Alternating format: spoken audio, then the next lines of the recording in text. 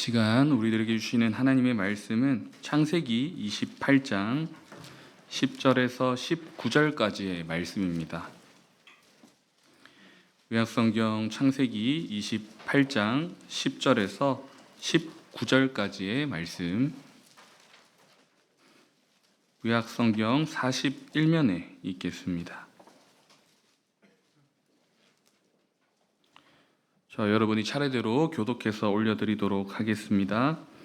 야곱이 브엘세바에서 떠나 하란으로 향하여 가더니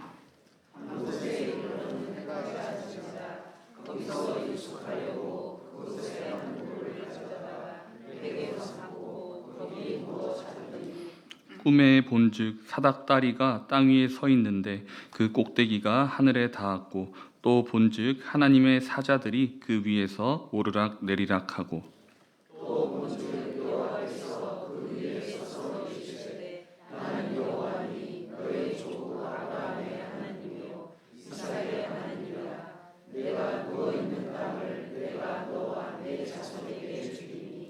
내 자손이 땅에 티끌같이 되어 내가 서쪽과 동쪽과 북쪽과 남쪽으로 퍼져나갈지며 땅의 모든 족속이 너와 내 자손으로 말미암아 복을 받으리라.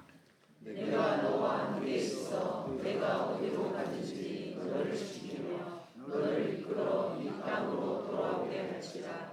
내가 내게 허락한 것을 다 이루기까지 너를 떠나지 아니하리라 하신지라. 야곱이 잠이 깨어 이르되 여호와께서 과연 여기 계시거늘 내가 알지 못하였도다.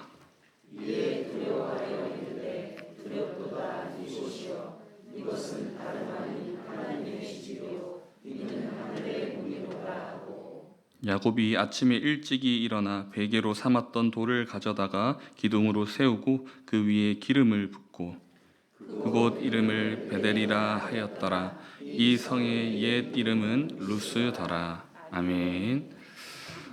우리 한 이야기로 먼저 시작을 할까 합니다. 한 등산객이 등산을 하다가 그만 길을 잘못 들게 되었습니다. 아무리 길을 찾아도 도무지 찾을 수가 없게 되었습니다. 날은 점점 더 어두워지고 정신없이 길을 찾아서 헤매는데 설상가상으로 갑자기 자기 앞에 큰 곰이 나타나게 되었습니다. 너무 놀라서 소리도 나오지 않고 도망가려고 해도 발이 떨어지지 않았습니다. 그 순간 등산객은 이제 죽었구나 생각하면서 이 바닥에 무릎을 꿇고서 눈을 감고 하나님께 기도를 했습니다.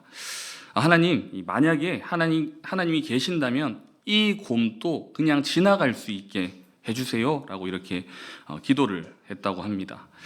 그리고 나서 이제 눈을 딱 떠보니까 그 무서운 곰이 정말 얌전하게 자신의 앞에 그 무릎을 꿇고 있더랍니다. 등산객은 너무 신기했었습니다. 그래서 하나님이 정말 계시는군요. 이렇게 빨리 응답해 주시니 너무나도 감사드립니다.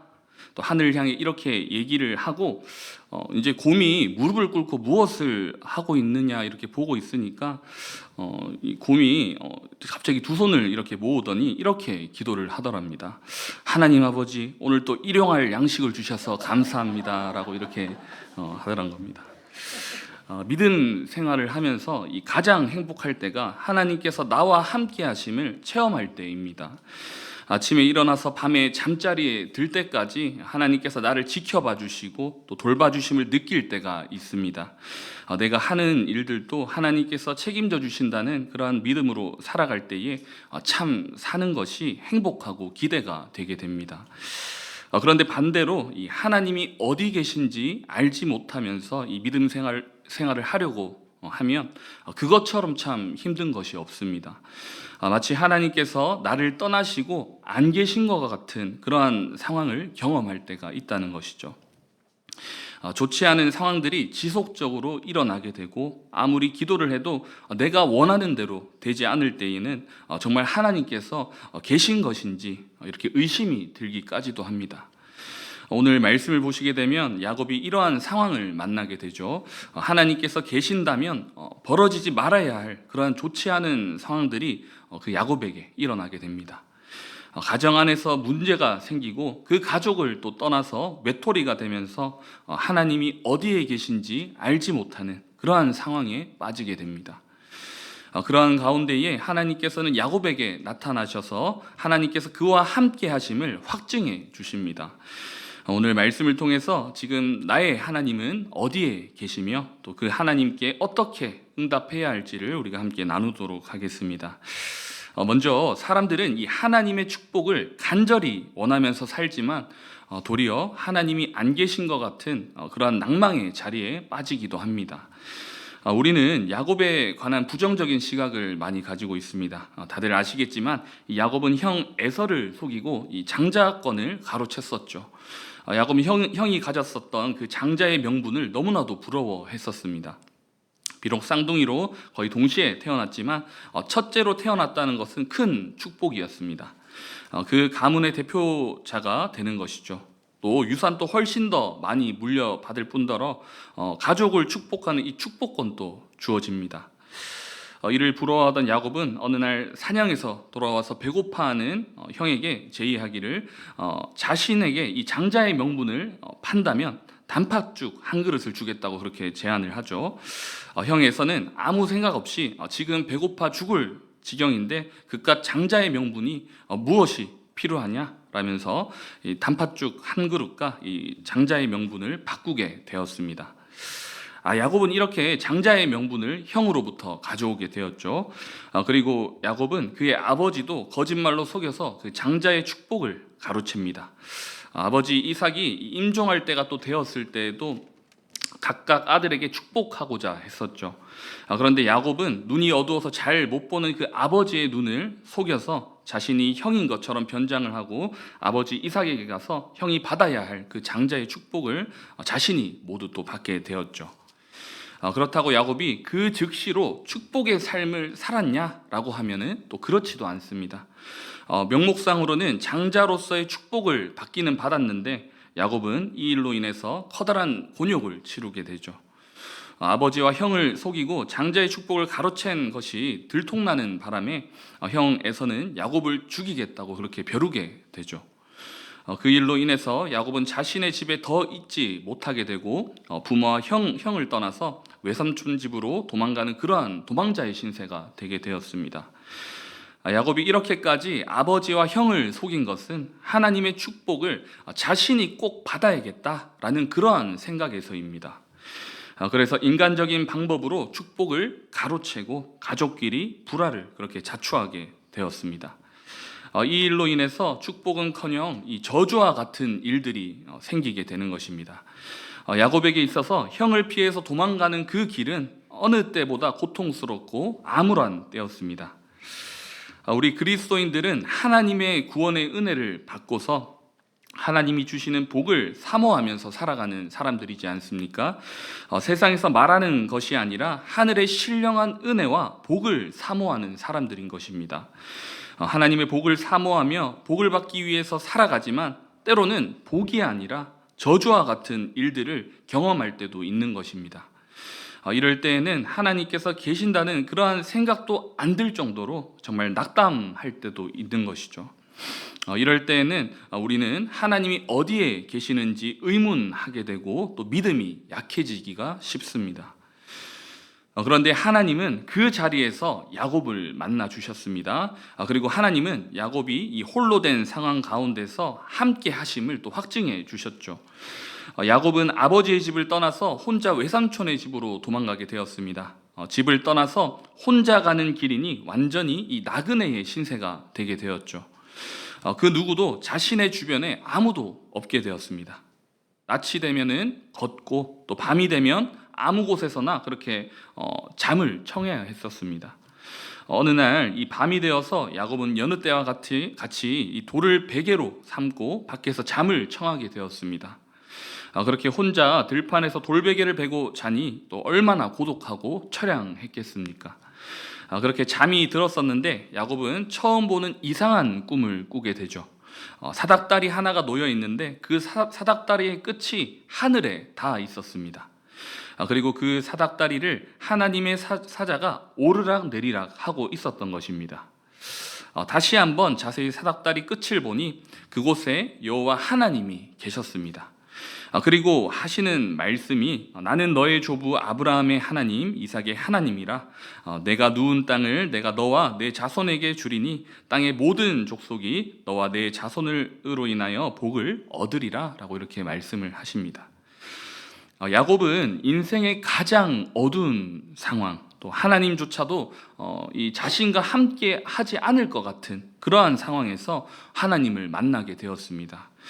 그리고 그가 그토록 바라는 하나님의 복을 자신뿐만이 아니라 자신으로 인해서 자손들도 복을 받고 또 그 자손들도 그로 인해서 땅의 모든 족속이 복을 얻을 것이라고 그렇게 말씀하셨죠.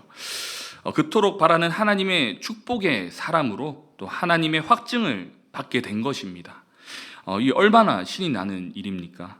나뿐만이 아니라 나로 인하여서 이 다른 사람이 또 복을 받는다고 하니 이 하나님의 그 크신 은혜가 야곱에게 임하게 된 것입니다.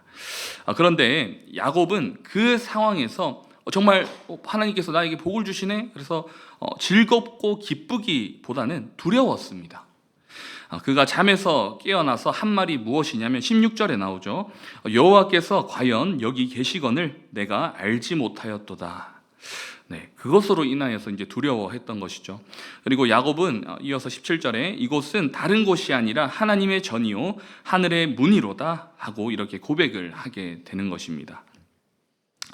그렇습니다. 이 하나님을 만난 자, 그 존재를 진정으로 체험하는 자에게는 기쁨도 있지만 동시에 두려움도 있는 것입니다.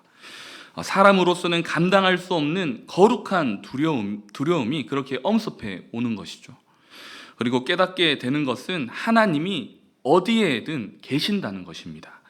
비록 야곱이 루스라고 하는 그 지역에서 하나님이 계신지를 알지 못하다가 꿈을 통해서 하나님께서 내가 여기 있다고 나타내심을 통해서 그렇게 깨닫게 되었지만 그가 깨닫던지 안 그렇던지 간에 하나님께서는 그곳에서도 계셨었고 또 다른 곳에서도 계셨던 것입니다.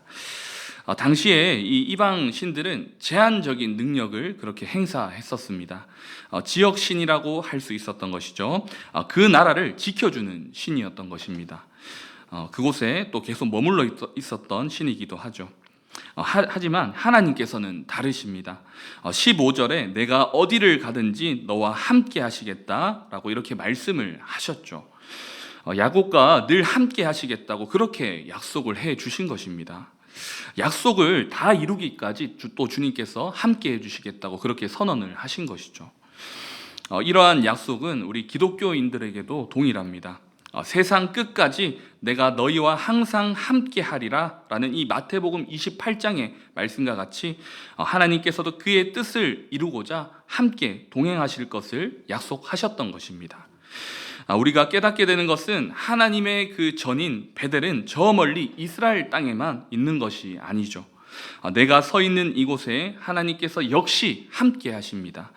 하나님이 없을 것 같다고 여겨지는 그러한 상황 속에서도 역시 하나님은 그곳에 계신 것입니다.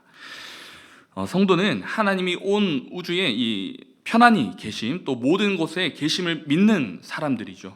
그리고 하나님이 우리의 삶 가운데서 또 함께 하심을 믿는다고 한다면 우리의 삶은 예배하는 삶으로 또 이어질 수 있어야 하는 것입니다. 야곱이 깨닫게 된 것은 자신이 자던 그곳에서도 하나님께서는 계시고 또 하나님의 전이고 하늘의 문이라는 것입니다. 그곳이 곧 땅과 하늘이 교통하는 곳, 그러한 곳임을 야곱은 깨달았던 것이죠. 또 그것을 깨닫고서 비로소 하나님 앞에 제단을 쌓습니다. 야곱은 아침 일찍 일어나서 베개를 삼았었던 그 돌을 가져다가 기둥을 세우고 그 위에 기름을 붓고 그 이름을 베델이라고 그렇게 명하였죠. 베델은 하나님의 집이라는 그런 뜻이기도 합니다. 그곳이 하나님을 예배할 하나님의 집이었던 것을 그는 깨닫게 된 것입니다. 비단 이 팔레스타인 땅에 있는 이 베델만이 하나님의 전이 있고 하나님과 통하는 것이 아니죠. 하나님께서 우리의 삶의 그 모든 곳에 함께 계시는 것입니다. 우리의 가정과 또 우리의 학교와 또 교회, 또 심지어 이 야곱과 같이 내가 철저하게 혼자라고 느껴지는 그러한 순간에서도 하나님께서는 우리와 함께 계시는 것입니다. 그리고 하나님이 그곳에 계심을 또 우리가 발견하는 순간에 바로 내가 서 있는 그곳에서 하나님을 향한 예배가 시작되게 되는 것입니다. 그래서 하나님의 존재를 깨닫는 이들은 어디에 가든지 어떠한 상황에서든지 예배를 드리는 것입니다. 그렇기에 우리의 모든 삶은 예배가 되게 됩니다. 우리가 주일에 이렇게 주님의 몸된 교회에 이렇게 예배를 드리죠. 그러면 그 후에는 예배의 삶이 끝난 것인가 라고 한다면 그렇지 않습니다.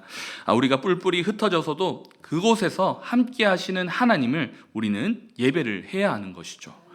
하나님을 찬양하고 기도하며 또 들려주신 그 말씀대로 살아가면서 하나님의 말씀에 순종하면서 또 하나님이 내가 순종해야 할 그 이유임을 또 유일한 신임을 고백하면서 우리가 그렇게 생활을 해야 한다는 것입니다.